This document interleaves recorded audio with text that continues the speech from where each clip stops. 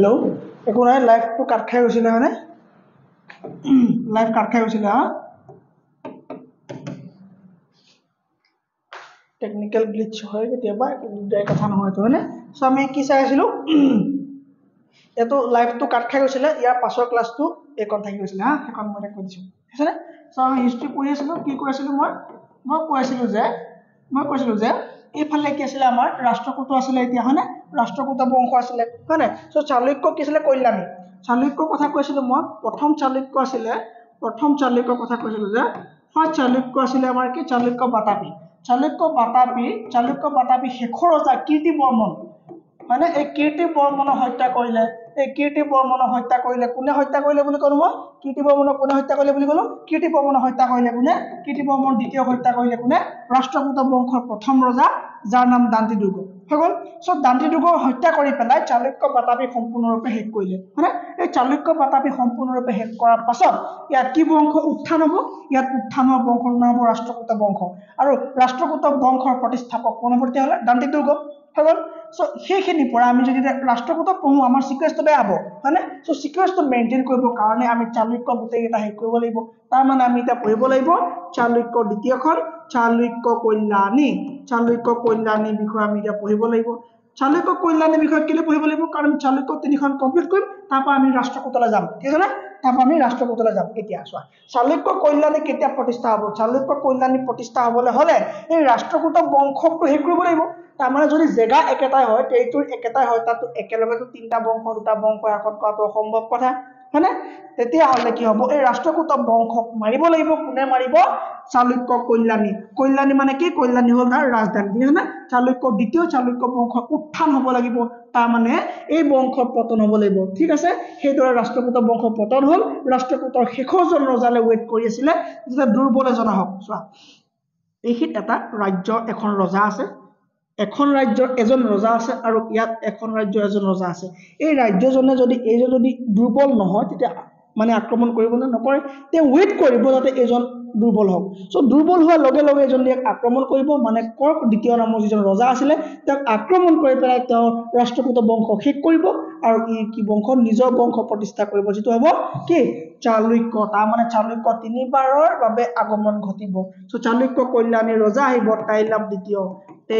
দ্বিতীয় আৰু এই তৈলাভ দ্বিতীয়য়ে কি কৰিব শেখৰ ৰজা কাৰ শেখৰ ৰজা ৰাষ্ট্ৰকূট বংশৰ শেখৰ ৰজা কাক মাৰিব ৰাষ্ট্ৰকূট বংশৰ শেখৰ ৰজা কক দ্বিতীয় মানে কক সেকেন্ড নামৰ ৰজাজনক দুৰ্বল পাই পেলাই হত্যা কৰি পেলাই চালুক্য কল্যাণী প্ৰতিষ্ঠা কৰিব তাৰ মানে কি হ'ল আমি এতিয়া গম পালো যে আমি ৰাষ্ট্ৰকূট বংশৰ প্ৰথম ৰজা গম পালো কিয় গম পালো সেইজন ৰজাই চালুক্য বাতাপি হৰুৱালে নিজৰ বংশ প্ৰতিষ্ঠা কৰি পেলাই 200 300 400 বছৰ ৰাজত্ব কৰাৰ পাছত চালুক্য কল্যাণীয়ে চাই থাকিব আঁতৰৰ পৰা যে ইহঁতৰ কোনোবা এটা দুৰ্বল হ'লেই মই এটেক কৰিম সো সেই সুবিধা লৈ পেলাই কক দ্বিতীয় দুৰ্বল পাই পেলাই তৈলাভ দ্বিতীয় কি কৰিলে ৰাষ্ট্ৰকূট বংশ মানে সমাপ্ত কৰি পেলাই ৰাষ্ট্ৰকূট জেগাত নিজৰ বংশ প্ৰতিষ্ঠা কৰিব যেটো বস্তুৰ নাম হ'ব যেটো বংশৰ নাম হ'ব চালুক্য বংশ চালুক্য কোনটো বংশ সেকেন্ড বংশ যেটো নাম চালুক্য কল্যাণী মানে কল্যাণী কি পাতিব কল্যাণী তেওঁলোকৰ কি পাতিব ৰাজধানী পাতিব চোৱা তৈলাভ দ্বিতীয় আহিলে হয়নে তৈলাভ দ্বিতীয় এতিয়া ৰজা আহিলে ইয়াৰ পাঁচৰ ৰজাজনৰ নাম কি হ'ব ইয়াৰ পাঁচৰ ৰজাজনৰ নাম হ'ব সোমেশ্বৰ ঠিক আছে না সোমেশ্বৰ বুলি ইয়াৰ পাঁচৰ ৰজাজনৰ নাম আহিব সোমেশ্বৰ ঠিক আছে না সোমেশ্বৰ ৰজা হ'ল ঠিক আছে এতিয়া চোৱা ইয়াত বাতাপি আছিলে গ'ল চালুক্য আহিলে গ'ল ৰাষ্ট্ৰকূট আহিলে গ'ল আকৌ চালুক্য আহিব এতিয়া হয়নে সো চালুক্য চলি আছে সো এই চালুক্য সময়ত এইফালে কি আছিলে এইফালেতো পল্লৱ আছিলে হয়নে এইফালে কি আছিলে এইফালেতো পল্লৱ আছিলে হয়নে সো পল্লৱ কেতিয়া আহিব পল্লৱ কেতিয়া আছিলে আমাৰ সংগম পিৰিয়ডত ইয়াত পল্লৱ আছিলে হয়নে সো পল্লৱৰ আগতে চলা আছিলে ইয়াত আছিলে চেৰি পাণ্ডিয়া চলা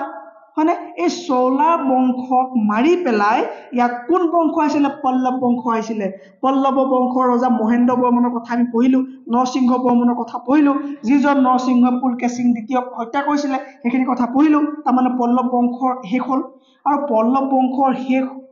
হ'ল যদিও তাৰ আগত কোন আছিলে চলা আছিলে হয়নে এই চলা সকল যেতিয়া শেষ হ'ল তাৰ জায়গাত পল্লৱ আহিলে ঠিক আছে কিন্তু চলা সকলৰ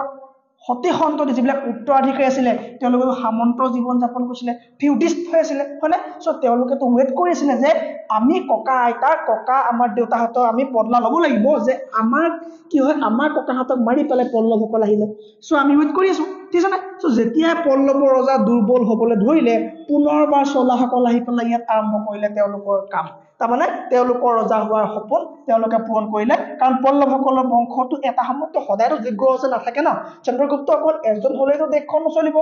অকল এজন মনমোহন সিং হ'লেতো নহ'ব হয় নাই হাজাৰজন লাগিব ঠিক আছে চ' এতিয়া চোৱা পল্লৱৰ ডাইনাষ্টি শেষ হোৱাৰ পাছতে মানে পল্লৱৰ ডাইনাষ্টি দুৰ্বল ৰজাজনক মাৰি পেলাই চোলা বংশ পুনৰ আৰম্ভ হ'ল তাৰমানে দ্বিতীয়বাৰৰ বাবে চোলা আহিলে ক'ত পল্লৱ জেগাত দ্বিতীয়বাৰৰ বাবে চোলা আহিলে দ্বিতীয়বাৰৰ বাবে চোলা আহিলে আৰু চোলাৰ ৰজা হ'ব তেতিয়া ৰাজ বুলি এজন ৰজা আহিব ৰাজ ইয়াত যেনেকে কি আছিলে পটাপি পেলাই গৈ পেলাই চালুক্য আহিলে চালুক্য গৈ পেলাই ৰাষ্ট্ৰকূট আহিলে ৰাষ্ট্ৰকূট গৈ পেলাই পুনৰ চালুক্য